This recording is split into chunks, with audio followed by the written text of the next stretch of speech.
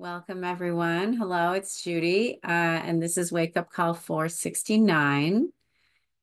And so here we are in the full swing of the holidays, for better or worse.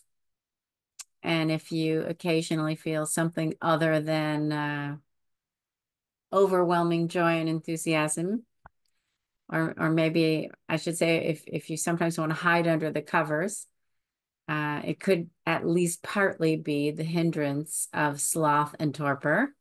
And that's what we're going to talk about today. So the five hindrances again are desire, aversion, sloth, and torpor. Rest, that's a pair, and we're going to talk about that today. And then restlessness and worry, which is another pair, and I'll say something about that next week. And then doubt.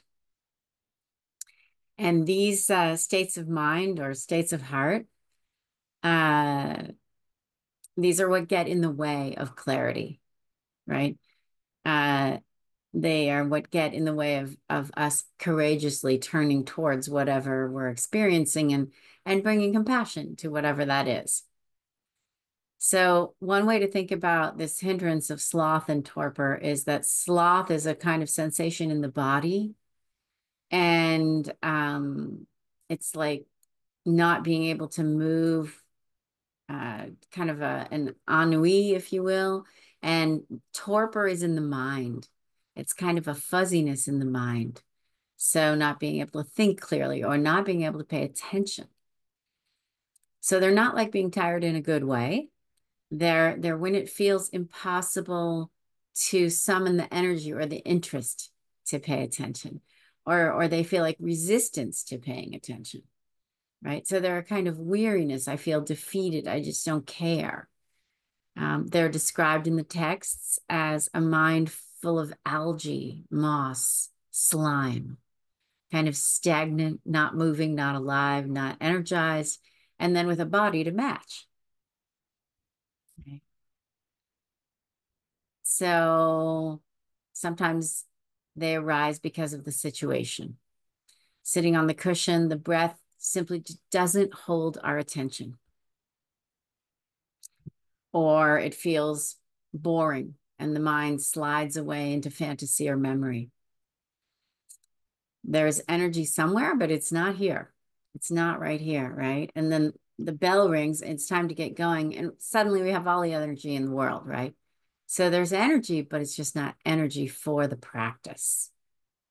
Or at work, for me, sloth and torpor would show up because I'd be reading these long form industrial leases.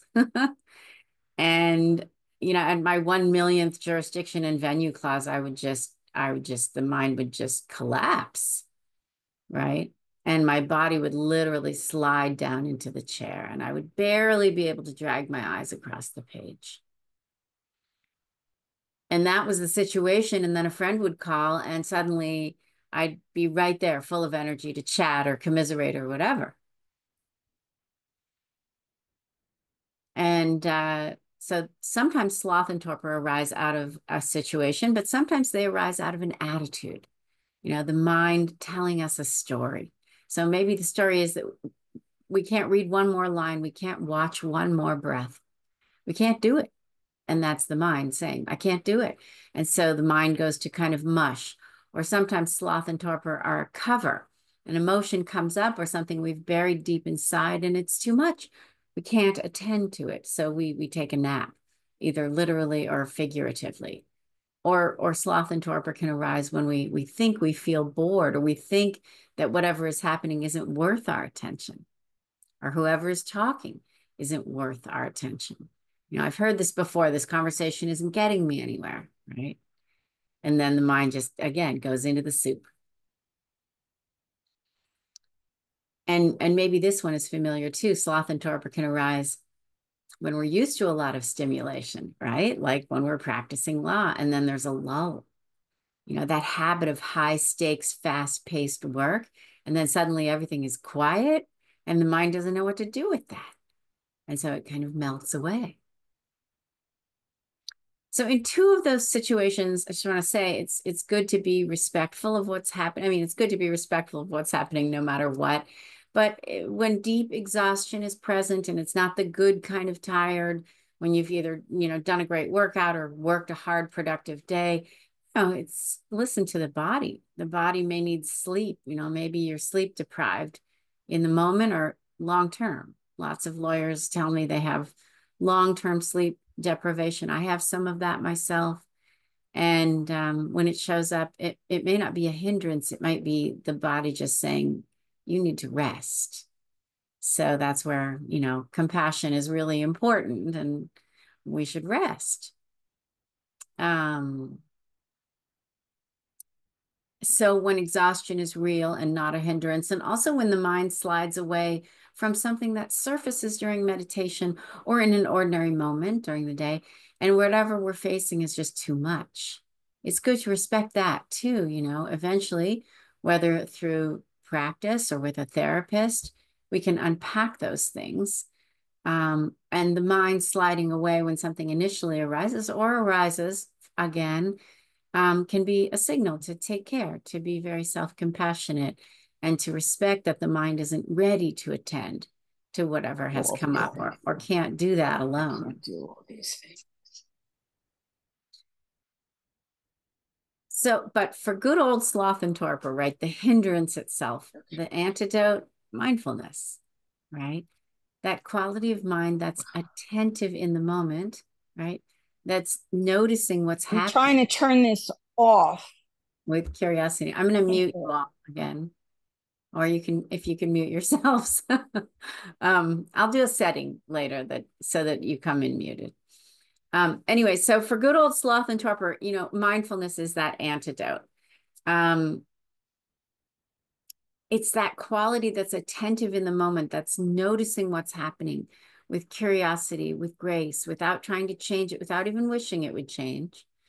Taking a moment to check in with the body, check in with the mind, see what's happening, name that, yeah, that's sloth and torpor. That's a sluggishness that's just happening. And then remember Gil's process of Bella, Gil Fronsdale's process of Bella.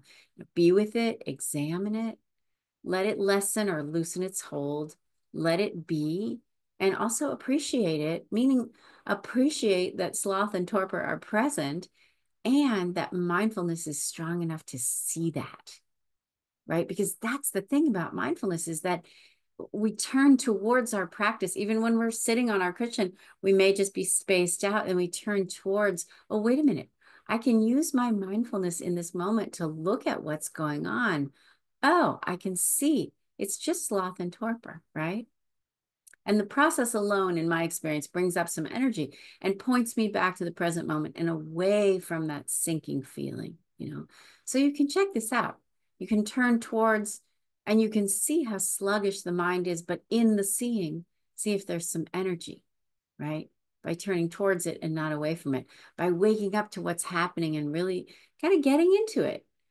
Oh, here's how sloth and torpor feel. Here's maybe the situation that caused them to come about, or I bet that's the thought, or that's the experience, or that's the old habit that activated them. And I want to get to know them and examine them and get interested in them. It can actually be a fun thing to do.